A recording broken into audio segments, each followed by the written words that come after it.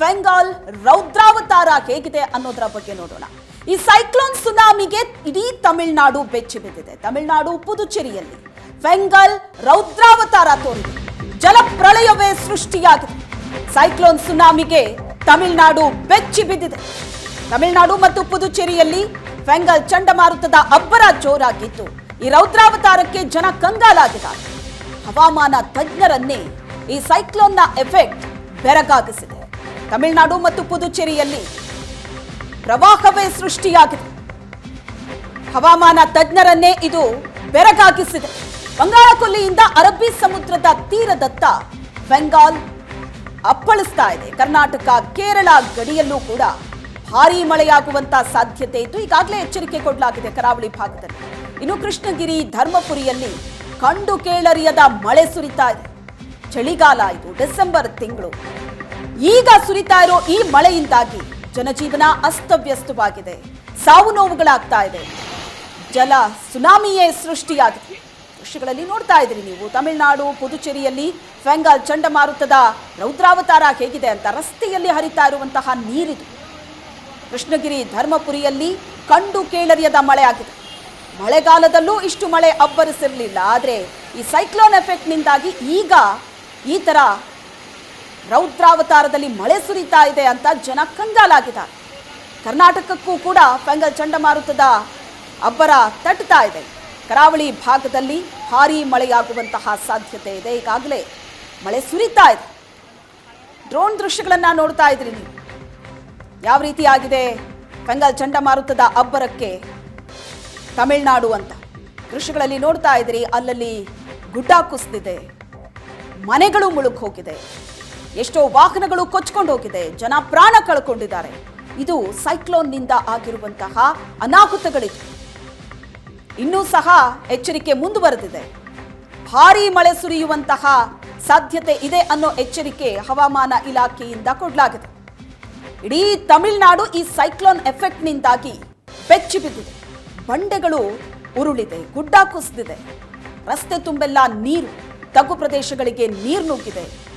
ಎಷ್ಟೋ ಜನ ಪ್ರಾಣ ಕಳ್ಕೊಂಡಿದ್ದಾರೆ, ಸಾವು ನೋವುಗಳಾಗಿದೆ, ಆಸ್ತಿಪಾಸ್ತಿ ನಷ್ಟ ಆಗಿದೆ.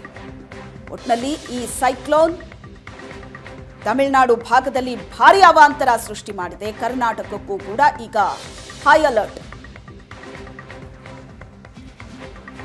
ಎಸ್, ಈಗ ದೃಶ್ಯದಲ್ಲಿ ನಾವು ಏನು ನೋಡ್ತಾ ಇದ್ದೀವಿ, ಗುಡ್ಡ ಕುಸಿತದ ದೃಶ್ಯ. ಕಳೆದ 4-5 ದಿನದಿಂದಲೂ ಕೂಡ ತಮಿಳುನಾಡು ಹಾಗೂ ಪುದುಚೇರಿಯಲ್ಲಿ ಸೈಕ್ಲೋನ್ನ ಎಫೆಕ್ಟ್ ಯಾವ ರೀತಿಯಾಗಿದೆ ಅನ್ನೋದನ್ನ ನೋಡ್ತಾ ಇದ್ದೀವಿ. ನಿರಂತರವಾಗಿ ಮಳೆ ಸುರಿತಾ ಇದೆ. ಹಾಗಾಗಿ ಮಣ್ಣು ಕೂಡ ಸಡಿಲಗೊಂಡಿರುವಂಥದ್ದು. ಗುಡ್ಡ ಕುಸಿದಿದೆ. ಗುಡ್ಡ ಕುಸಿದು ಮನೆಗಳ ಮೇಲೇನೆ ಬಿದ್ದಿರುವಂಥದ್ದು. ಇಡೀ ಊರೇ ಅಲ್ಲಿ ಖಾಲಿಯಾಗಿದೆ. ಎಲ್ಲರನ್ನೂ ಸುರಕ್ಷಿತ ಸ್ಥಳಕ್ಕೆ ಸ್ಥಳಾಂತರ ಮಾಡಲಾಗಿದೆ. ಗುಡ್ಡ ಕುಸಿದಿರುವಂತಹ ದೃಶ್ಯವನ್ನ ನೀವು ನೋಡ್ತಾ ಇದ್ದೀರಿ.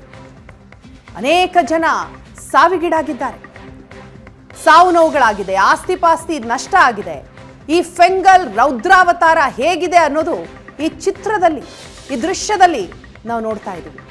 ಕೃಷ್ಣಗಿರಿ ಧರ್ಮಪುರಿಯಲ್ಲಿ ಈ ಹಿಂದೆ ಕಂಡು ಕೇಳರಿಯದಂತಹ ಮಳೆ ಈ ಬಾರಿ ಸುರಿದಿದೆ. ಸೈಕ್ಲೋನ್ ಸುನಾಮಿಗೆ ತಮಿಳುನಾಡು ಅಕ್ಷರಶಃ ಬೆಚ್ಚಿ ಬಿದ್ದಿದೆ.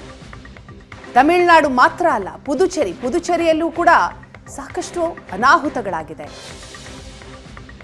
ಗುಡ್ಡ ಕುಸಿತದಿಂದಾಗಿ 7 ಮಂದಿ ಬಲಿಯಾಗಿದ್ದಾರೆ ಅನ್ನೋ ಮಾಹಿತಿಗಳು ಕೂಡ ಈಗ ಸಿಗ್ತಾ ಇದೆ. ಈಗ 7 ಮಂದಿಯಲ್ಲಿ 4 ಜನರ ಮೃತದೇಹ ಸಿಕ್ಕಿದೆ ಅನ್ನೋ ಮಾಹಿತಿ ಬರ್ತಾ ಇದೆ.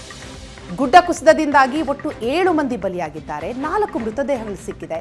ಇನ್ನುಳಿದವರಿಗಾಗಿ ಶೋಧ ಕಾರ್ಯ ಕೂಡ ನಡೀತಾ ಇದೆ.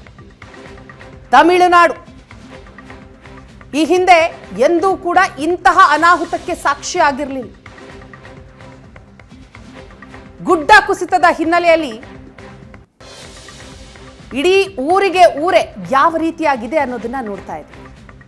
ಮನೆಗಳು ಸಂಪೂರ್ಣವಾಗಿ ಹಾನಿಗೊಳಗಾಗಿದೆ. ಊರೇ ಖಾಲಿಯಾಗಿದೆ. ಕೃಷ್ಣಗಿರಿ ಧರ್ಮಪುರಿಯಲ್ಲಿ ಭಾರೀ ಅನಾಹುತಗಳಾಗಿದೆ. ಮತ್ತೊಂದು ಕಡೆ ಸಂಪರ್ಕ ಕಳೆದುಕೊಂಡು ನಡುಗಡ್ಡೆಯಂತಾಗಿದೆ ಗ್ರಾಮಗಳು. ಸಮುದ್ರಕ್ಕೆ ಭಾರೀ ಗಾತ್ರದ ಅಲೆಗಳ ಅಪ್ಪಳಿಸ್ತಾ ಇದೆ. ಅದರ ಪರಿಣಾಮ ಸಮುದ್ರ ತೀರದ ಪ್ರದೇಶದಲ್ಲಿರುವಂತಹ ಜನ ಕಂಗಾಲಾಗಿ ಹೋಗಿದ್ದಾರೆ.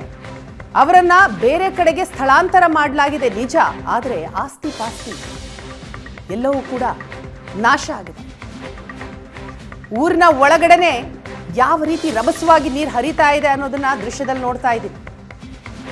ಒಂದು ಕಡೆ ಗುಡ್ಡ ಕುಸಿತದ ದೃಶ್ಯ, ಮತ್ತೊಂದು ಕಡೆ ಊರಿನ ಒಳಗೆ ರಭಸವಾಗಿ ನೀರು ಹರಿತಾ ಇರುವಂಥದ್ದು.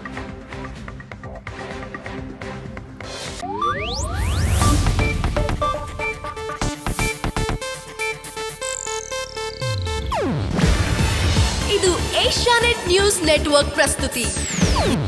ನೀವು ನೋಡ್ತಿದ್ದೀರಾ ಏಷ್ಯಾನೆಟ್ ಸುವರ್ಣ ನ್ಯೂಸ್.